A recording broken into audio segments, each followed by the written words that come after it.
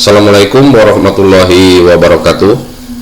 Selamat pagi, salam sejahtera untuk kita semua. Om Swastiastu, Namo Buddhaya, salam kebajikan. Pertama-tama, marilah kita panjatkan puji dan syukur kepada Allah Subhanahu wa Ta'ala, Tuhan yang Maha Kuasa, karena dengan segala rahmat dan karunia-Nya kita bisa bertemu kembali, bisa bertatap muka kembali di tempat yang berbahagia ini. Mudah-mudahan semuanya dalam keadaan sehat walafiat. Untuk yang beragama Islam, salawat serta salam semoga tetap terlimpah curahkan kepada junjungan Nabi besar kita, Habibana wa Nabiyana Rasulullah Sallallahu Alaihi Wasallam, kepada para pengikutnya, kepada para sahabatnya, hingga kita pada umatnya yang taat kepada ajarannya sampai yaumil akhir nanti. Amin. Pada hari ini kita akan mempelajari atau melanjutkan kembali materi pendidikan kewarganegaraan tentang perkembangan pemikiran strategis dalam pelaksanaan pembangunan yang berkelanjutan.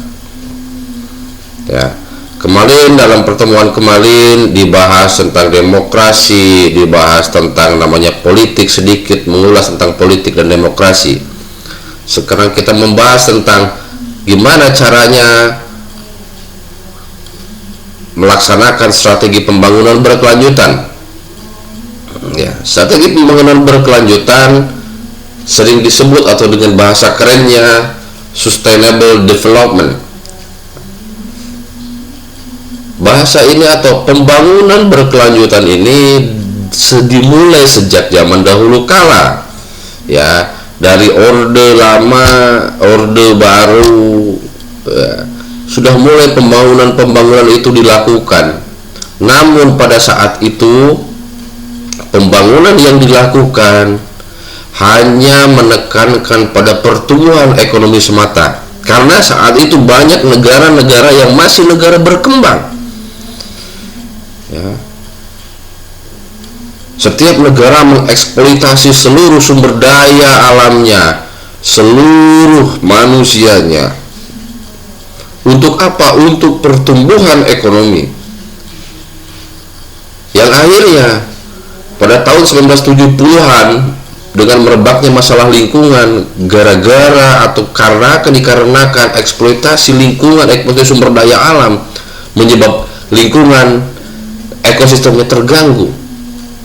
Akhirnya dunia berpikir, dunia melakukan suatu deklarasi saat itu, berpikir bahwa ini akan membahayakan generasi penerus ke depan.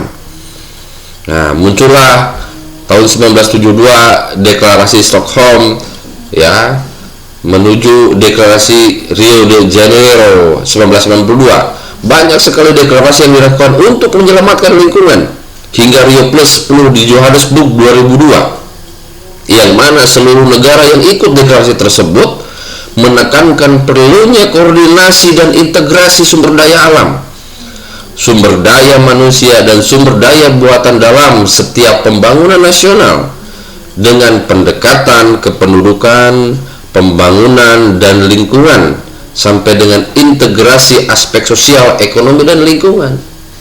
Nah, di seluruh negara di dunia saat itu semuanya hampir dibumingkan bahwa ya perlunya kita menyelamatkan dunia. Karena kenapa? Kalau dunia ini terganggu, lingkungan terganggu, makhluk hidup yang ada dan hidup di dalamnya akan terganggu pula.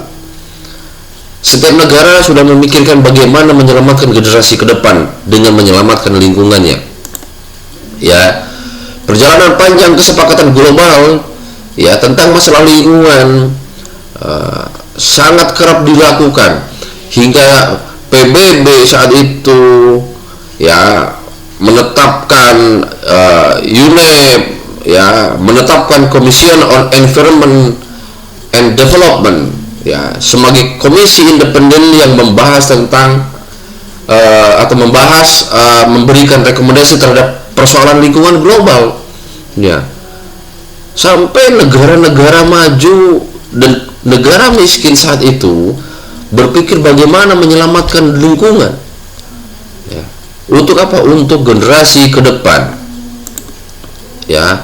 Perjalanan panjang tersebut muncul dan PBB gagas dengan beberapa deklarasi, beberapa kebijakan, ya, baik itu Rio Declaration on Environment and Development, ya, Agenda 21, ya, Konvensi tentang Keanekaragaman Hayati, The Framework Convention on Climate Change atau UNFCCC, ya.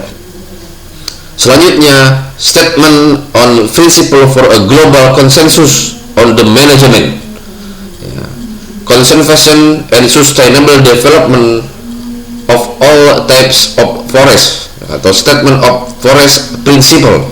Nah, banyak sekali saat itu baik PBB menyelenggarakan United Nations Environment and Development tahun 92 membahas tentang bagaimana menyelamatkan lingkungan, bagaimana menyelamatkan kehidupan, ya. Itu perjalanan panjang bagaimana membentuk atau menyelamatkan lingkungan, ya. Tahun 186 negara melakukan deklarasi Millennium Development Goal.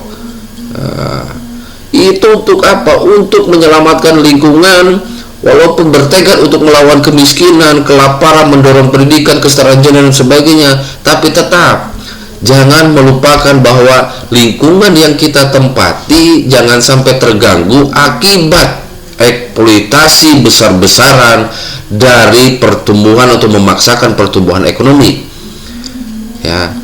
Jadi setiap negara sudah memikirkan bagaimana pertumbuhan ekonomi tetap berjalan dengan baik dan bagaimana lingkungan yang kita tetap tempati tetap baik dan aman bagi kita seorang manusia dan seluruh makhluk hidup yang ada di dalamnya untuk hidup aman di dalam lingkungan tersebut, ya.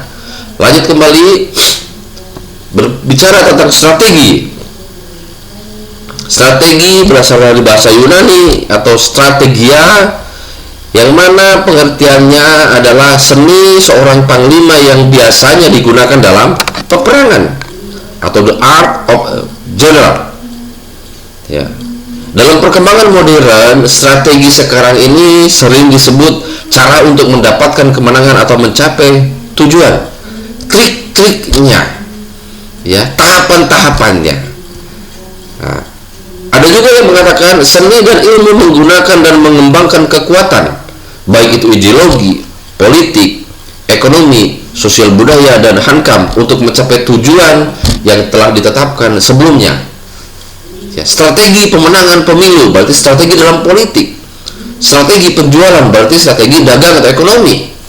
Ya, strategi menyelesaikan konflik atau strategi sosial atau baik itu strategi politik juga.